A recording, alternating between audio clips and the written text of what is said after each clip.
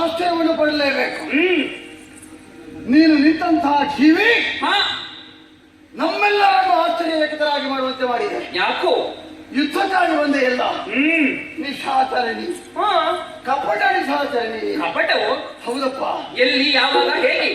ಮಾಯಾವಿದ್ಯೆ ಮಾಯಾನಗರದಲ್ಲಿ ಬಹಳ ಹೆಸರುವಾಸಿಯಾಗಿದೆ ಸರಿ ಎನ್ನುವುದನ್ನು ಈ ಕ್ಷಣದಲ್ಲಿ ಅರ್ಥ ಮಾಡಿಕೊಂಡೇವೆ. ನಮ್ಮದಂತಹ ತುರಗ ಪರೇ ತುರಗಲ್ಲ, ಅದು ಪೂಜಿಸಿ ಬಿಟ್ಟಂತಹ ಕುದುರೆ. ಯಾವ ಕ್ಷಣದಲ್ಲಿ ಈ ಜಲಪ್ರದೇಶದಲ್ಲಿ ಇಳಿದಿದ್ದವು ಆ ಕುದುರೆಯನ್ನು ಬಂಧಿಸಿದವರು ನೀವೆನ್ನುವುದನ್ನು ಅರ್ಥ ಮಾಡಿಕೊಂಡೆ. ಸರಿ, ಸಾಮಾನ್ಯ ತುರಗವಲ್ಲ, ರಾಮಾಶ್ವಮೇಧದ ತುರಗ ಎನ್ನುವುದನ್ನು ಅರ್ಥ ಮಾಡಿಕೊಳ್ಳಿ. ಅಂತಹ ತುರಗವನ್ನು ಬಂಧಿಸಿ ಅದು ಬಂಧಿಸುವುದು ಹೇಗೆ? ಮೋಸದಿಂದ. ಈಗ ನಮಗೆ ಗೊತ್ತಾಗುವ ಹಾಗೆ ನೀನು ಯಾವುದೋ ಒಂದು ವ್ಯವಹಾರವನ್ನು ಮಾಡ್ತಿದ್ರೆ ನಾನು ಈ ರೀತಿಯಾಗಿ ಬರ್ತಿರ್ಲಿಲ್ಲ. ಆದ್ರೆ ನಮಗೆ ಗೊತ್ತಾಗದ ಹಾಗೆ ಕುದುರೆಯನ್ನು ಬಂಧಿಸುವುದಕ್ಕೆ ಮುಂದಾಗಲ್ಲ. ಸರಿ, ಅದಕ್ಕಾಗಿ ಹೇಳ್ತಿದ್ದು ಸರಿ ಆಗುದಿಲ್ಲ ಅಂತ. ಅದರ ಮಧ್ಯದಲ್ಲಿ ಯುದ್ಧವನ್ನು ಸಾರಿದವನು ನೀನು, ನಿನ್ನಿಂದ ಸಾಧ್ಯವೇ ನೀನು.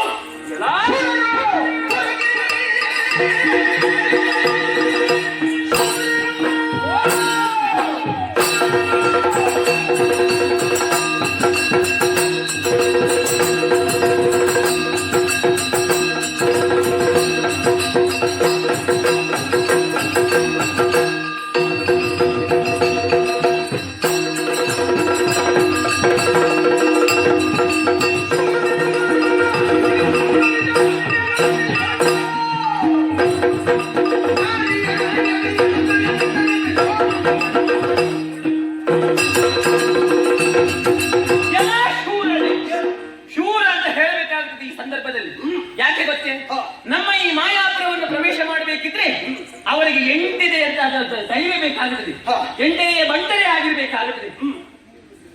ಆದ್ದರಿಂದಲೇ ನಿನ್ನಲ್ಲಿ ಹೇಳುತ್ತಾ ಇದ್ದೇನೆ. ಆದ್ರೆ ನಮಗೊಂದು ನೀನು ಅಪರಾಧವನ್ನು ಎಸಗ್ತಾ ಇದೆಯಾ ಅಂತ ಏನು ಹಾಗೆ ಮಾತಾಡ್ತಾ ಇದೆಯಾ? ನಮ್ಮಲ್ಲಿ ಒಂದು ಏನೋ ಕಪ್ಪು ಶಕ್ತಿಯನ್ನು ಹುಡುಕುತ್ತಾ ಇದೆಯಾ?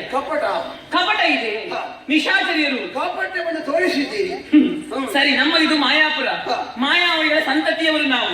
ಕಪಟ ಎನ್ನುವುದು ನಮ್ಮ ಸಂತತಿಯಲ್ಲಿಯೇ ಉಂಟು. ಹಾಗಂತ ಹೇಳಿ ಯಾತುದಾನವರು ಎನ್ನುವಂತಹ ಹೆಸರಿದೆ, ನಮಗೆ ಬಿರುದು ಇದೆ. ಯಾತು ಎನ್ನುವಂತಹ ಧಾತುವಿನಿಂದ ಜಾತು ಹುಟ್ಟಿದೆಯಂತೆ. ಆದ್ದರಿಂದ ಯಾತುದಾನವರು ಅದು ಯಾವಾಗ ಯಾವ ಸಂದರ್ಭದಲ್ಲಿ ಉಪಯೋಗಿಸಬೇಕು ಎನ್ನುವಂತಹ ತಿಳುವಳಿಕೆ ಉಳ್ಳವರು ನಾವು. ಹಾಗಂತ ಹೇಳಿ ಬೇಡವಾದ ಕಾರ್ಯಗಳಿಗೆ ನಾವಂತಹ ಕಪಟತನವನ್ನು, ಕಾಪಟ್ಯವನ್ನು ಅಥವಾ ಇಂದ್ರಜಾಲವನ್ನು, ಮಹೇಂದ್ರ ಜಾಲವನ್ನು, ದೈವದ ಬಲವನ್ನು ಉಪಯೋಗಿಸುವವರಲ್ಲ. ಬೇಕಾದಲ್ಲಿ ನಮಗೆ ಅಗತ್ಯತೆ ಬಿದ್ದಲ್ಲಿ ಯಾವುದಾದ್ರೂ ಒಳ್ಳೆಯ ಕಾರ್ಯಕ್ಕೆ ನಾವು ಅದನ್ನು ಉಪಯೋಗಿಸ್ತೇವೆ. ನಮ್ಮ ಎದೆಯಲ್ಲಿ ರಾಕ್ಷಸರ ಬಲ ಇದ್ದರೂ ಕೂಡ ಖಂಡಿತವಾಗಿಯೂ ನಾವು ಹೋಗಿ ಯಾರೊಡನೆ ಕೂಡ ಯುದ್ಧವನ್ನು ಸಾರಿದವರಲ್ಲ. ಹಾಗಂತ ಹೇಳಿ ಬೇಕಾದ ವಿಷಯಕ್ಕೆ ಅಗತ್ಯತೆಗೆ ಬೇಕಾಗಿ ನಮ್ಮದಾದಂತಹ ತೋಳ್ಬಲ ಏನು ಎನ್ನುವುದನ್ನು ನಾವು ತೋರಿಸಿಕೊಟ್ಟೆವು. ಆದ್ದರಿಂದ ಹೇಳ್ತಾ ಇದ್ದೇನೆ, ಬಂದಂತಹ ತುರಗವನ್ನು ಕಟ್ಟಿದವಳು ನಾನೇ. ಯಾಕೆ ಗೊತ್ತೇ? ನಮಗೊಂದು ನೀವು ಸಾರಿದ ಹಾಗಾಯ್ತು. ಹೇಗೆ? ಹೆಣ್ಣು ಮಕ್ಕಳೇ ನಿಮ್ಮಿಂದ ಸಾಧ್ಯ ಉಂಟೆ ಎನ್ನುವ ಹಾಗೆ. ಈಗ ಒಂದು ತುರಗ ನಮ್ಮ ಕಡೆಗೆ ಬಂದ ಮೇಲೆ ಅದರಲ್ಲಿ ಒಂದು ಬರೆದಿರ್ತದೆ, ಬಲುವುಳ್ಳವರು ಕಟ್ಟಬೇಕು, ಬಲಹೀನವಾದವರು ಕಪ್ಪ ಕಾಣಿಕೆಯನ್ನಿಟ್ಟು ಸಂಗ್ರಹಿಸಿ ಕೊಡಬೇಕು ಎನ್ನುವ ಹಾಗೆ. ಪಾದ ಪೂಜೆಯನ್ನು ಮಾಡಬೇಕೆನ್ನುವ. ನಮಗೇನು ಬಲುಪಿಳುವೆ, ನಮಗೇನು ಶಕ್ತಿ ಸಾಮರ್ಥ್ಯ ಇರುವೆ, ನಾವು ಏನು ಅಂತ ನಾವು ತೋರಿಸಿಕೊಡಬೇಡುವೆ. ಅದಕ್ಕೆ ಬೇಕಾಗಿ ಬಂದಂತಹ ತುರಗವನ್ನು ಕಟ್ಟಿ ಹಾಕಿದ್ದೇನೆ. ಶಕ್ತಿ ಸಾಮರ್ಥ್ಯ ಇದ್ರೆ ನನ್ನಲ್ಲಿ ಎದುರಿಸಿ, ನನ್ನನ್ನು ಜಯಿಸಿ ಮತ್ತೆ ಆ ತುರಗವನ್ನು ಬಿಟ್ಟು ಹೋಗುವುದು. ಮತ್ತೆ ನಿಮಗೆ ಕಪ್ಪ ಕಾಣಿಕೆಯನ್ನು ಕೊಡುವಂತಹ ಜಾಯಮಾನವನ್ನು ಹೊಂದಿದವಳು ನಾನಲ್ಲ. ಸೋತ ಮೇಲೆ ಬೇಕಾದ್ರೆ ಕೊಡಬಹುದು. ಸೋಲು ಗೆಲುವು ನಿರ್ಣಯ ಆಗುವುದು ಯಾವಾಗ? ಯುದ್ಧವನ್ನು ಮಾಡಿದ ನಂತರ. ನೀನು ಯಾರಂತಲೇ ಗೊತ್ತಿಲ್ಲ ನಮಗೆ, ನಿನಗೆ ನಾವು ಶರಣಾಗತಿ ಮಾಡಬೇಕು.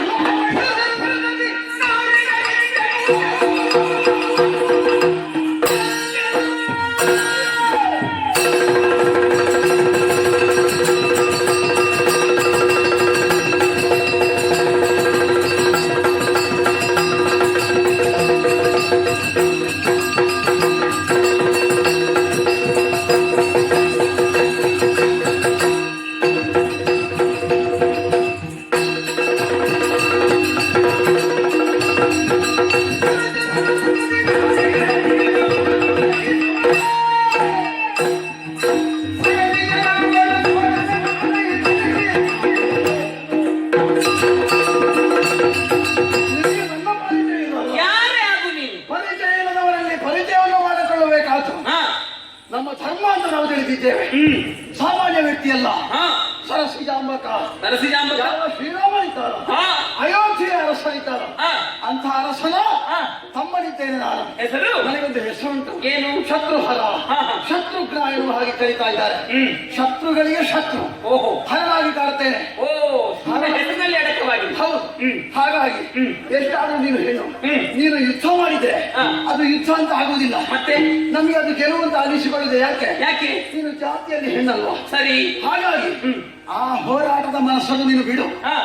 ಕೇವಲ ಬಿಡುವುದಲ್ಲ, ಮತ್ತೆ ನಾವು ಬಂದಂತ ಉದ್ದೇಶವನ್ನು ಅರ್ಥ ಮಾಡಿಕೊ. ಏನು? ಶ್ರೀರಾಮನ ತುರಗ, ಆ ಪೂಜಿಸಿ ಬಿಟ್ಟಂತ ತುರಗ ಧರೆಯಲ್ಲಿ ಸಂಚಾರ ಮಾಡಬೇಕು. ಕಪ್ಪ ಕಾಣಿಕೆಯನ್ನು ಸಂಗ್ರಹ ಮಾಡಬೇಕು. ಆ ಮೂಲಕವಾಗಿ ಅವರು ಕೈಗೊಂಡಂತಹ ಯಾವ ಕಾರ್ಯ ಉಂಟ ಅದು ಪೂರ್ಣವಾಗಿ ನೆರವೇರಬೇಕು.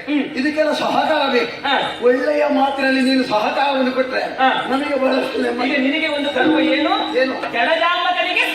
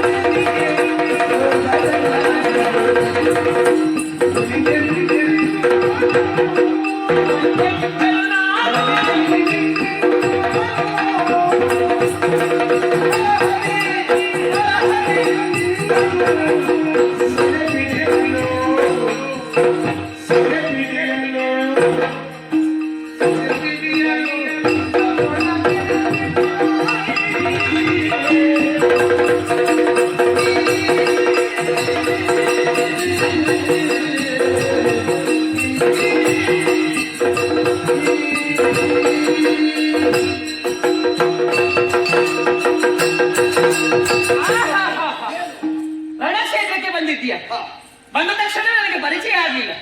ರಣಕ್ಷೇತ್ರದಲ್ಲಿ ಯಾರು ಪರಿಚಯ ಆಗಬೇಕಂತಿಲ್ಲ. ನಮ್ಮಲ್ಲಿ ಒಂದು ಬಿರುಗಾಳ ಇದ್ರೆ ಸಾಕು. ಎದುರಾಳಿಯನ್ನು ವಿರೋಧಿಸುವುದು ಅಥವಾ ಎದುರಾಳಿಯನ್ನು ಎದುರಿಸುವುದು, ಆಮೇಲೆ ಯುದ್ಧದಲ್ಲಿ ಅದನ್ನು ಮಣಿಸುವುದು, ಜಯ ನಮ್ಮ ಪಾಲಿಗೆ ಆಗುತ್ತದೆ. ಅದೊಂದೇ ಚಿಂತನೆ, ಅದೊಂದೇ ಲಕ್ಷ್ಯ ನಮ್ಮಲ್ಲಿರುವುದು. ಆದರೆ ಎದುರಾಳಿಯ ಪರಿಚಯ ಆದ ಮೇಲೆ ಮತ್ತು ನಾವು ಜಾಗೃತರಾಗಬೇಕಾಗುತ್ತದೆ. ಯಾಕೆ ಹೇಳು? ಶತ್ರುಘ್ನ, ಶತ್ರುಘ್ನ ನಿನ್ನ ಹೆಸರಿನಲ್ಲಿ ಅಡಕವಾಗಿದೆ. ಶತ್ರುಗಳಿಗೆ ಶತ್ರು, ಹರನೆನಿಸಿಕೊಳ್ಳುವವನು.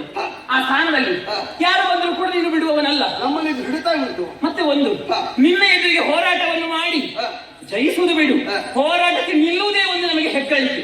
ನಿನ್ನಂತವರಿಗೆ ನಾವು ಹೋರಾಟವನ್ನು ಮಾಡುತ್ತಿದ್ದೇವಲ್ವಾ ಹಾ. ಲೋಕದಲ್ಲಿ ಪ್ರಸಿದ್ಧಿಯನ್ನು ಹೊಂದುವುದು ಯಾವಾಗ ಗೊತ್ತುಂಟ? ಯಾವಾಗ? ಹೀಗೆ ದೊಡ್ಡ ದೊಡ್ಡವರೊಟ್ಟಿಗೆ ಹೋರಾಟವನ್ನು ಮಾಡಿದಾಗ, ಹೌದು. ಸಣ್ಣವರು ಬಂದು ದೊಡ್ಡವರೊಟ್ಟಿಗೆ ಎದುರು ನಿಂತಾಗ ಮತ್ತೆ ಅವರು ಪ್ರಸಿದ್ಧಿಗೆ ಬರ್ತಾರೆ. ಹೌದು. ನನಗೆ ಪ್ರಸಿದ್ಧಿಗೆ ಬರಬೇಕೆನ್ನುವಂತಹ ಚಟ ಇಲ್ಲ ನನಗೆ. ಮತ್ತೆ? ಹಾಗಂತ ಹೇಳಿ ಬಂದಂತಹ ವಿರೋಧಿಯನ್ನು ಎದುರಿಸದೆ ಬಿಡುವುದಿಲ್ಲ ಎನ್ನುವ ಹಾಗೆ ಬಾಣದೊಟ್ಟವಳು ನಾನು. ಓಹೋ. ಏನೇ ಆಗಲಿ ನೀನು ನಿಮ್ಮ ಈ ಅಶ್ವವನ್ನು ಕಟ್ಟಿ ಹಾಕಿದವರು ನಾನು, ಕಟ್ಟಿ ಹಾಕಿದ್ದೇನೆ ಹಾಗಂತ ಹೇಳಿ ಬಿಟ್ಟು ಕೊಡುವಂತಹ ಜಾಯಮಾನವನ್ನು ಹೊಂದಿದವರು ನಾವಲ್ಲ.